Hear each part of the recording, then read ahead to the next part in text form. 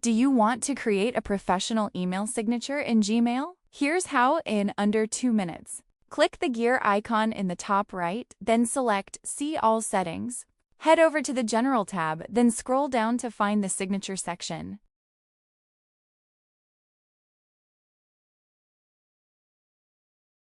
Choose Create New, then add a name for your signature and hit Create. Now type your details like your name, job title, contact info, or even add a logo or links. You can format it using the toolbar change fonts, colors, or insert images. There are some limitations when creating your signature here, but if you already have one like mine from Canva, you can use that instead. Once I'm satisfied with the template, I'll download it and use it as my signature. To upload your template, click the Insert Image icon. Go to Google Drive. Choose Upload, then click Browse, and select your template.